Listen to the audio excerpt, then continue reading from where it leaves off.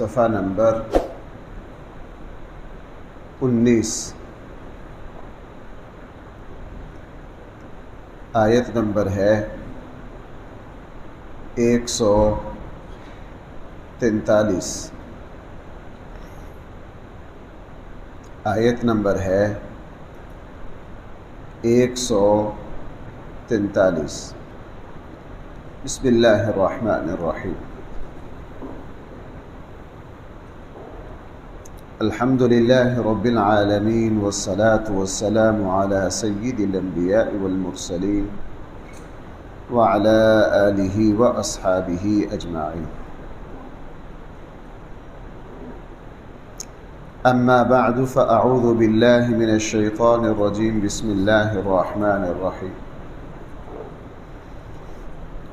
وَلَمَّا جَاءَ مُوسَى لِمِيقَاتِنَا وَكَلَّمَهُ رَبُّهُ قَالَ رَبِّ أَرِنِي أَنظُرْ إِلَيْكَ قَالَ لَن تَرَانِي وَلَكِنِ انظُرْ إِلَى الْجَبَلِ فَإِنِ اسْتَقَرَّ مَكَانَهُ فَسَوْفَ تَرَانِي فَلَمَّا تَجَلَّى رَبُّهُ لِلْجَبَلِ جَعَلَهُ دَكًّا وَخَرَّ مُوسَى صَعِقًا فَلَمَّا أَفَاقَ قَالَ سُبْحَانَكَ تُبْتُ إِلَيْكَ وَأَنَا أَوَّلُ الْمُؤْمِنِينَ۔ صدق اللہ مولانا العظیم۔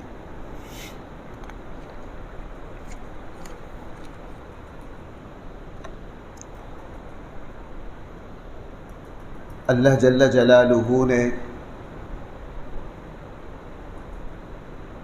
نبیوں میں سے یہ اعزاز حضرت موسیٰ علیہ السلام کو عطا فرمایا کہ سیدنا موسیٰ کلیم اللہ علیہ السلام سے اللہ جل جلالہ نے براہ راست گفتگو فرمائی۔ اسی لیے موسیٰ علیہ السلام کا لقب ہے کلیم اللہ، اللہ سے باتیں کرنے والا۔ جس طرح اللہ تعالی حضرت جبرائیل سے بغیر کسی واسطہ کے گفتگو فرماتے، بالکل اسی طرح اللہ جل جلالہ نے کوہ طور پر جو ایک پہاڑ ہے حضرت موسیٰ علیہ السلام سے گفتگو فرمائی۔ موسیٰ علیہ السلام چونکہ اللہ سے براہ راست باتیں کی، اللہ تعالیٰ سے گفتگو کی، اور انسانی فطرت ہے کہ انسان جس سے باتیں کرتا ہے دیکھنے کی تمنا بھی پیدا ہوتی ہے۔ ایک دن شوق سے اللہ جل جلالہ سے عرض کیا، میرے اللہ میں آپ کو دیکھنا چاہتا ہوں، میں آپ کو دیکھنا چاہتا ہوں۔ چونکہ اللہ جل جلالہ کی ذات سراپا نور ہے اور ہم سراپا بشر ہیں، خاک ہیں۔ ہمارا وجود، ہمارے آنکھیں اس دنیا کے مٹی اور یہاں کی غذاؤں سے پیدا ہوئی ہیں۔ ہمارے اندر یہ صلاحیت نہیں ہے کہ ہم اپنے اس جسم اور وجود کے ساتھ اللہ تعالیٰ کو دیکھ سکیں۔ ہاں، جنت میں جا کر نبی کریم صلی اللہ علیہ وسلم نے فرمایا کہ جس طرح تم سب چاند کو دیکھتے ہو چمکتا ہوا، جنت میں جا کے تم جنت والے جو ہو وہ اللہ جل جلالہ کا دیدار بالکل اس طرح کرو گے۔ چونکہ وہاں جسم میں اللہ تعالیٰ یہ صلاحیت پیدا کر دیں گے، اسی لیے جنت میں آدمی نہ بوڑھا ہوگا، نہ بیمار ہوگا، نہ اس جسم پہ کبھی فنا آئے گا، اور جنت میں جا کے نہ کمزوریاں آئیں گی، جنت میں جا کے نہ پیاس لگے گی نہ بھوک لگے گی۔ وہاں جو کھانا پینا ہوگا وہ لذت کے لیے ہوگا، بھوک کو مٹانے کے لیے نہیں ہوگا۔ تو وہاں جا کے اللہ جل جلالہ ہمارے جسم کو نورانی بنا دیں گے۔ بھائی وہاں جا کے ہمارے جسم کو اللہ کیا بنا دیں گے؟ نورانی بنا دیں گے۔ اور اللہ جل جلالہ وہاں ہم ہر جنتی کے جسم میں یہ صلاحیت رکھیں گے، آنکھوں میں وہ قوت دے دیں گے کہ ہر کوئی وہاں اللہ تعالیٰ کا دیدار کرے گا۔ اور نبی کریم صلی اللہ علیہ وسلم نے ارشاد فرمایا کہ اللہ کا دیدار کرنا یہ جنت کا سب سے خوبصورت ترین لمحہ ہوگا، اور اس میں اہل جنت اللہ کے دیدار میں اتنے غرق اور ڈوب جائیں گے، ان میں کوئی ایسی مدہوشی کی کیفیت ہوگی کہ اللہ کا دیدار کرتے کرتے سال ہا سال گزر جائیں گے، ان کو اس کا اندازہ نہیں ہوگا۔ تو موسیٰ علیہ السلام چونکہ اللہ تعالیٰ سے ہم کلام ہوتے تھے، اور ہم کلام آدمی جس سے ہوتا ہے فطرتاً اس کو دیکھنے کی خواہش اور تمنا بھی ہوتی ہے۔ کوہ طور پر اللہ تعالیٰ سے ملاقات کے لیے گئے، ہم کلام ہونے گئے، اللہ تعالیٰ کے سامنے یہ فرمائش بھی رکھ دی، اے میرے اللہ میں آپ کو دیکھنا چاہتا ہوں، میں آپ کو کیا کرنا چاہتا ہوں؟ دیکھنا چاہتا ہوں۔ اللہ جل جلالہ نے موسیٰ علیہ السلام سے فرمایا کہ اے موسیٰ، اگر آپ مجھے دیکھنا چاہتے ہو تو اس سے پہلے ہم آپ کو ایک تجربہ کروا دیتے، اگر آپ اس تجربے میں کامیاب رہے تو ہم اپنی ذات آپ کو دکھا دیں گے، اگر آپ اس تجربے میں کامیاب نہ رہے تو جناب پھر آپ مجھے دیکھ نہیں سکتے۔ اللہ تعالیٰ سیدھا سیدھا یوں بھی فرما سکتے تھے کہ جی موسیٰ آپ مجھے دیکھ نہیں سکتے بس، لیکن اس سے حضرت موسیٰ علیہ السلام کا جو شوق تھا نا اللہ کو دیکھنے کا، وہ ختم نہیں ہونا تھا۔ اللہ جل جلالہ نے حضرت موسیٰ علیہ السلام کو حقیقت سمجھانے کے لیے یہ کہا کہ موسیٰ، یہ جو پہاڑ ہے تم اس پہاڑ کی طرف دیکھو، میں اس پر اپنی معمولی سی تجلی، بلکہ مستدرک للحاکم کی حدیث ہے، اس میں یہ ہے کہ نبی کریم صلی اللہ علیہ وسلم نے فرمایا اللہ تعالیٰ نے چھوٹی انگلی کے کنارے کے برابر، ہماری یہ جو چھوٹی انگلی ہے نا، اس کے کنارے کے برابر اپنی تجلی اس پہاڑ پر ڈالی، پورا اپنا جلال اور پورا اپنا نور نہیں، ایک ذرہ، اور پورے پہاڑ پر نہیں، پہاڑ کے کچھ حصے پر اپنی تجلی ڈالی۔ جیسے ہی وہ تجلی ڈالی تو وہ جو پہاڑ تھا وہ ریزہ ریزہ ہو کر گر پڑا، اور اس تجلی کا موسیٰ علیہ السلام پر اتنا وزن ہوا کہ موسیٰ علیہ السلام بھی بے ہوش ہو کر گر پڑے۔ اور یہاں قرآن کے الفاظ ہیں فلما افاق، کافی دیر کے بعد موسیٰ علیہ السلام سنبھلے، اور وہ بھی اس لیے سنبھل گئے کہ اللہ نے سنبھالے رکھا ان کو، وگرنہ پہاڑ، قرآن کہہ رہا اَأَنْتُمْ أَشَدُّ خَلْقًا أَمِ السَّمَاءُ بَنَاهَا رَفَعَ سَمْكَهَا فَسَوَّاهَا، آگے قرآن پہاڑ کا بھی ذکر کر رہا ہے۔ ظاہر ہے وجود میں پہاڑ جو ہے وہ زیادہ مضبوط ہے انسان سے، انسان تو کچھ بھی مضبوط نہیں ہے، ہاں انسان حساس ضرور ہے۔ تو اللہ جل جلالہ نے پہاڑ پر تجلی گرائی، پہاڑ ریزہ ریزہ ہو کر گر گیا، اور موسیٰ علیہ السلام وہاں بچ نہ سکتے تھے، موسیٰ علیہ السلام وہاں بچ نہ سکتے تھے، وہ تو اللہ نے بچا لیا۔ جہاں پہاڑ نہ ٹھہر سکے وہاں انسان کیا ٹھہرتا؟ اللہ تعالیٰ کی قوتیں تو اتنی بڑی ہیں، ہم یہاں دیکھتے ہیں بجلی گرتی ہے بادلوں میں، کیا سے کیا ہو جاتا ہے۔ ابھی یہ جو سیلاب کا سلسلہ چلا ہے، ہم نے وہاں پہاڑی علاقوں میں جو پرانے لوگ تھے ان سے پوچھا کہ یہ سیلاب بارش سے کیسے شروع ہوا، انہوں نے بتایا کہ جس طرح آپ کے میدانی علاقوں میں بجلی گرتی ہے، ہمارے یہاں پانی کے پہاڑوں کے اوپر پانی کے جو بادل ہیں وہ پھٹتے ہیں،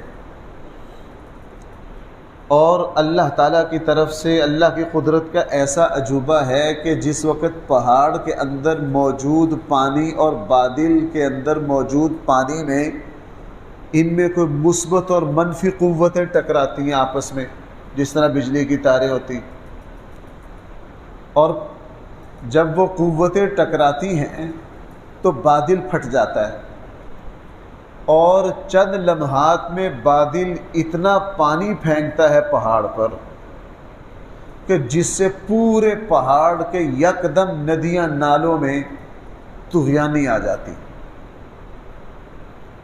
اور آج سے 2-3 سال پہلے کشمیر کے پہاڑوں پر بھی یہ ہوا تھا۔ اس وقت ایک نوجوان اس میں فوت ہوئے تھے، تو ان کے ورثاء سے مجھے ملنے کا اتفاق ہوا، وہ وہاں گئے، انہوں نے بھی یہی تفصیلات بتائیں۔ اب تو میں کئی پرانے جو پہاڑی لوگ ہیں وہ کہتے ہیں جی یہ بالکل ہم نے 10 مرتبہ دیکھا ہے۔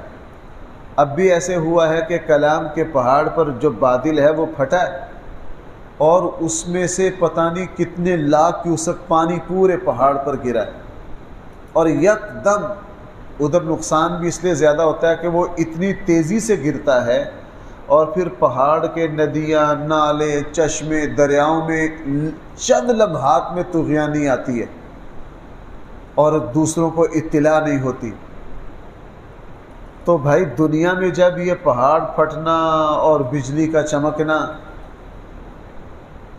آپ اس سے اندازہ لگا لیجئے اللہ جل جلالہ کی ذات کی تجلی کتنی ہوگی۔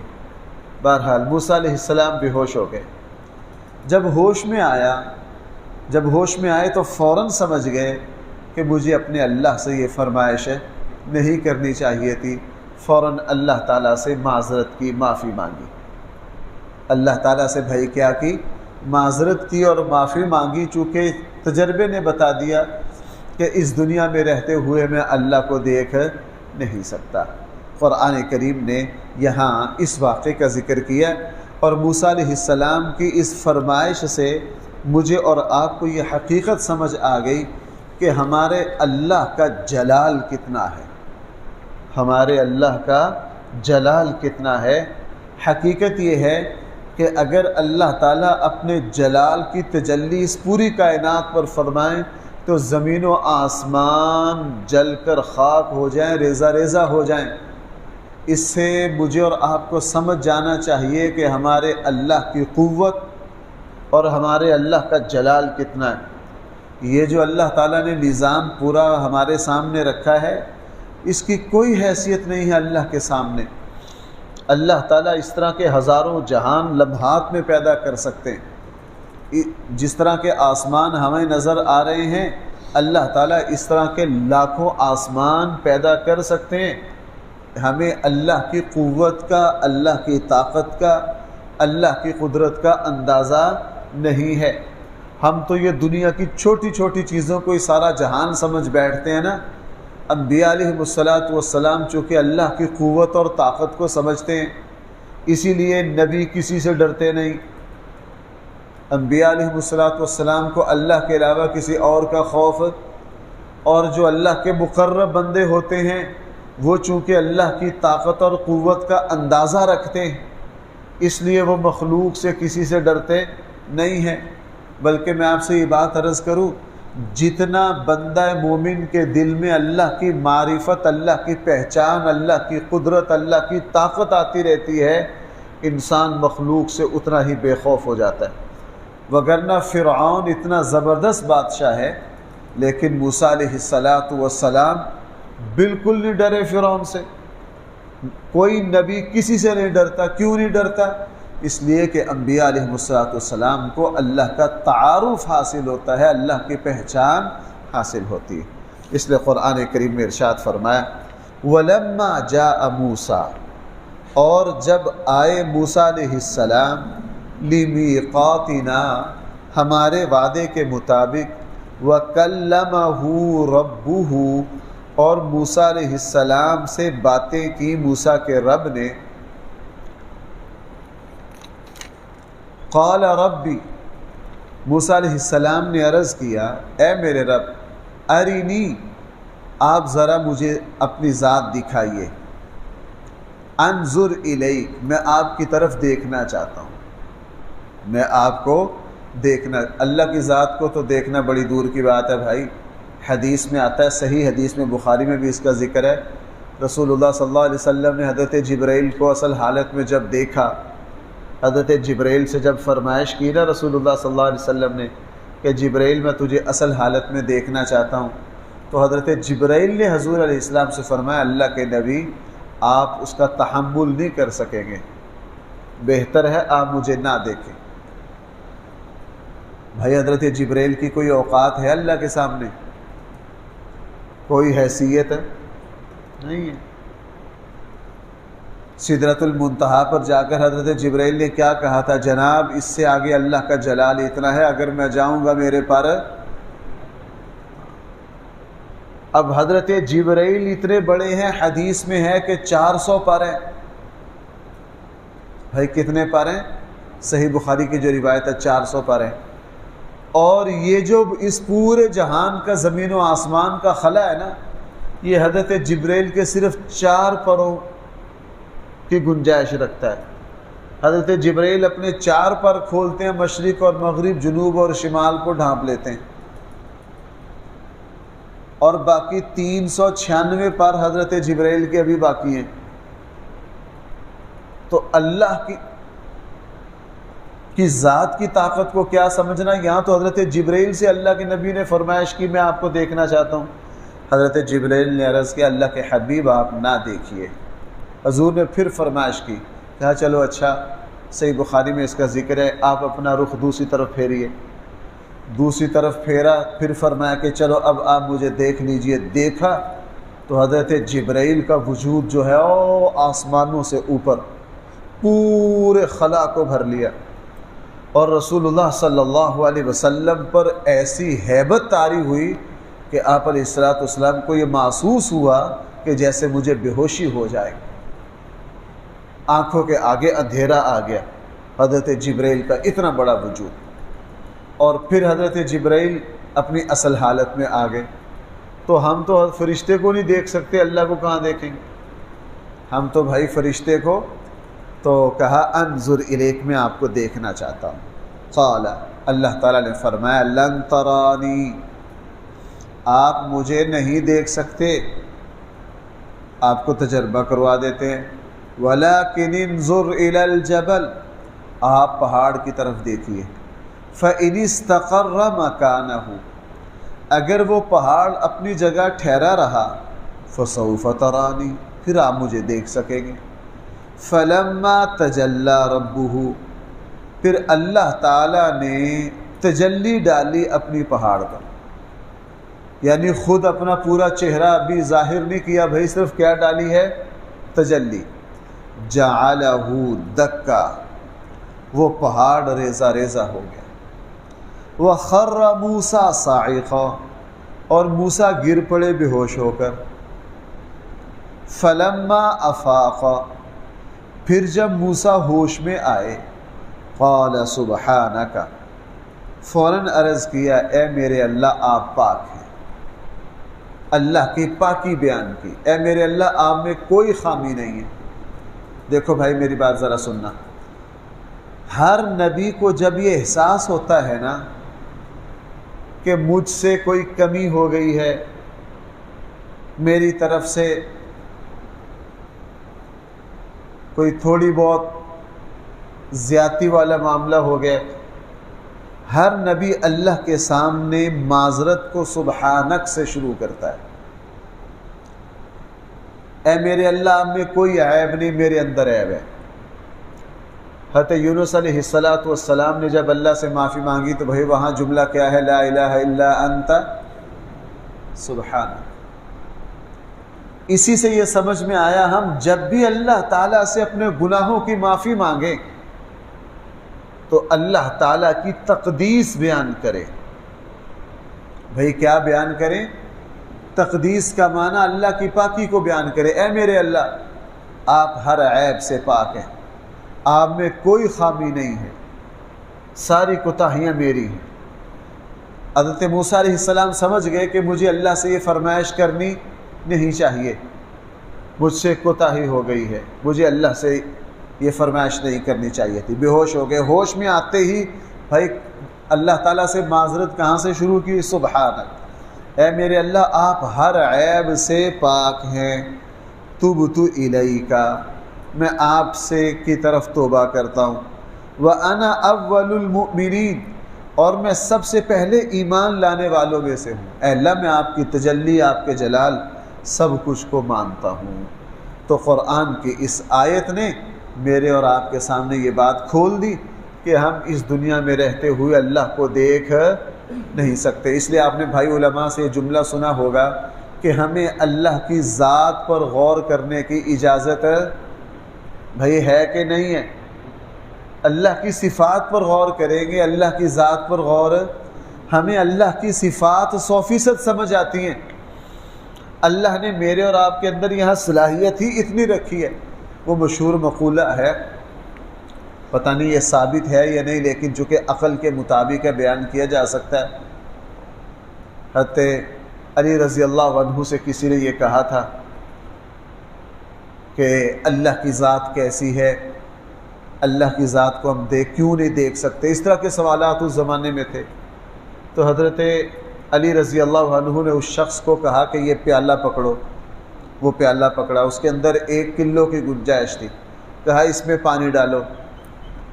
جب اس پیالے میں پانی ڈالا تو وہ بھر گیا۔ حضرت علی نے فرمایا کہ بھائی یہ مکمل ہو گیا؟ جی۔ فرمایا اس میں 1 کلو اور ڈالو۔